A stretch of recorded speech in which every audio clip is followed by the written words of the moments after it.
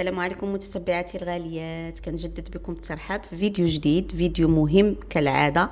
وصفات طبيعيه دائما كنحاول نقتسمها معكم، داكشي اللي كندير في داري اللي سواء كناخذ انا ولا كنستعمل لوليداتي باش المنفعه تعم.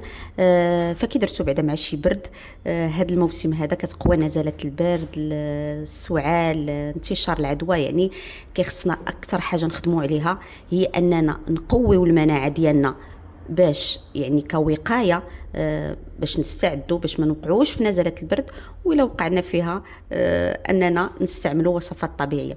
فهنا جبت لكم واحد الوصفه اللي عندي معتمده. انا سبق واقتسمتها معكم في لاشين، ولكن لا باس كاين متتبعات جداد وانا غنحضرها نقتسمها معكم. عندي هنا الشريحه ولا التين المجفف. هذه الوصفه هذه ما كتصلحش غير لنزله البرد ولتقويه المناعه، كما كنعرفوا كاملين كتصلح حتى الناس اللي عندهم مشاكل ديال العظم، يعني عندهم هشاشه عظام، عندهم الم في المفاصل. هذه وصفه رائعه البنات، من تجربتي ما خصها تخطى حتى شي دار، وخصوصا في هذا الموسم هذا. ما نطولش عليكم، انا كنبغي نعطيكم نصائح اكثر ما نعطيكم الوصفه ديالنا اباز ديال الشريحه ولا التين المجفف. انا عندي شويه يعني كان ناشف، هو ضروري غادي نغسلوه، نصفيهم بعدا، نصفيها ونرجع لكم. هنا تقدر هي ضروري غادي نغسلوها. كانت يعني طريه ومعلكه ورطبه ما غاديش نرقدوها في الماء. كانت شويه ناشفه بحال هذه اللي كانت عندي، خصوصا انني كنت دايرها في الثلاجه فدارت بحال نشفت. الا كانت شويه ناشفه نرقدوها في الماء، نخليوها حتى تبدا يعني ترطب. لان الا كانت رطبه ورقدتوها في الماء فكدير بحال كتحل وكتشرب الماء بزاف. هذه راه واخا رقدتها تقريبا واحد 10 دقائق فما شربتش الماء. نتوما على حسب.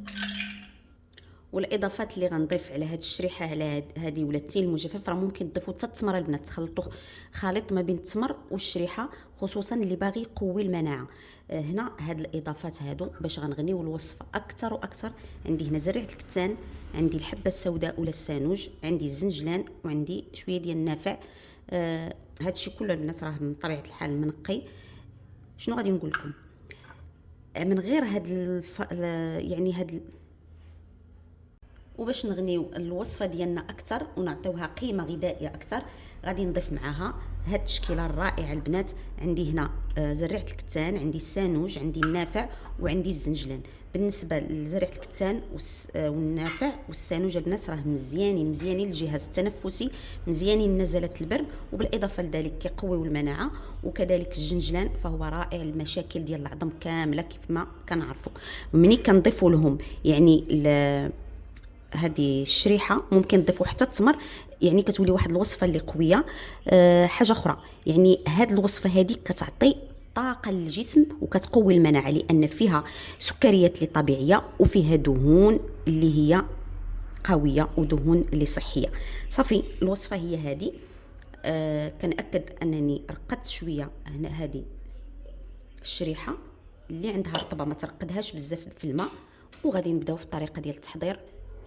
وباقي واحد المكون اخر اللي مهم. شحال من وحده غتقول لي ما كنطحنوش زريعه الكتان. ايه فعلا زريعه الكتان ما كنحمروهاش وما كنطحنوهاش، علاش؟ باش ما كتاكسدش، هذا هو السبب. ولكن حنا غنضيفوا واحد المكون اللي ما غيخليهاش تاكسد وغيخلي الوصفه ديالنا يزيدها حتى هو قيمه غذائيه. فهمتوما معايا؟ باش ما نطولش عليكم غنطحن واحد شويه. علاش غنطحنهم هما الاولين؟ لاني الا ضفت عليهم هذه الشريحه فكيلصقوا فيها كيتعلقوا وما كيطحنوش.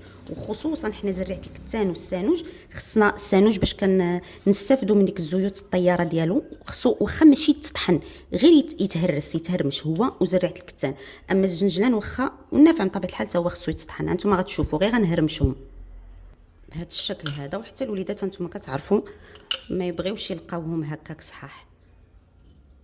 صافي غندوزو للشريحه، غادي نحيد لها هذا الرويس هذا من طبيعه الحال، وغادي نقلبها واش ما فيها والو. هي عندي جديده ولكن ضروري غنقطعها قطع صغيره باش يسهل انني نطحنها.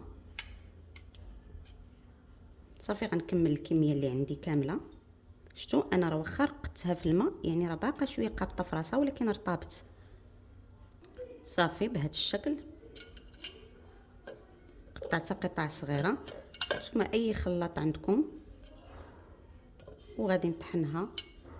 انا بالنسبه ليا يعني حتى اللي ما بغاش يطحنها ويخليها هكا غير قطع صغيره ويخلطها، يخلي ديك بحال دابا غير الزنجلان والسانوج. اللي ما بغاش يضيف مثلا زرعه الكتان، كل واحد على حسب. انا بغيت نغنيها اكثر، بغيتها لنزله البرد، بغيتها للمناعه، وبغيتها حتى يعني الامساك بهذا الشكل البنات. واخا ما طحنوهاش بزاف، انا راه تقريبا طحنت صافي، وغادي نضيف لها زيت الزيتون. اما غنديرها غير في القرعه وندير زيت الزيتون من الفوق، انا غندير واحد شويه زيت الزيتون نطحنو معاها، عاد ندير واحد الكميه غير هكا، واحد 2 ولا 3 د المعالق باش كتعلك. والوصفه ديالنا اصبحت جاهزه البنات. شوفوا هذه راه ممكن انا كنعطيها لهم هكا بالمعلقه، راه ممكن تستعملوها حتى كوصفه للدهن. تزيدوها كميه زيت الزيتون باش تنسجم وتطحنوها اكثر. هذه دابا ملي غنديرها في الكويسه نتوما غتشوفوا. هانتوما البنات صافي غادي نعوم عليها زيت الزيتون. هذاك زيت الزيتون كيزيد يعلكها، كتشربوا ما كيبقاش هكا غير من الوجه. انا كنخليها غير في البلاكار. الا حضرتوا شي كميه كثيره وبغيتوا ديروها يعني كنحضر انا هكا شويه بشويه.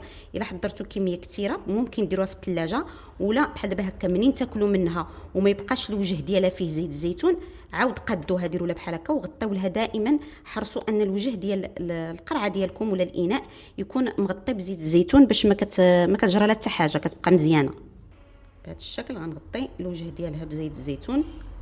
هاد زيت الزيتون بطبيعه الحال كيعطيها قيمه، راه كتشرب وما كيبقاش كيزيد يعلكها، وبطبيعه الحال كطبقه عازله باش كنحتفظوا بها. كنأكد منين ناخذوها نعاود نحاولوا اننا نغطيوها بزيت الزيتون. كنتمنى تكونوا استفدتوا معايا من هذه الوصفه الرائعه. ممكن نقدموها كما قلت لكم بطريقه اخرى، غير كنقطعها قطع صغيره. انا راه كاين عندي اللي كيبغيها كمطحونه، كاين اللي كيبغيها غير مرقده. نعاود نقتسمها معكم ان شاء الله. كنقطعها قطع، كنرقدها غير في الزيت، وهذاك السانوج وسميتو كنلوحهم غير هكا، كنرقدهم حتى هما. كنتمنى تكونوا استفدتوا معايا في الفيديو ديال اليوم. ما بقى لي الا نقول لكم احبكم في الله.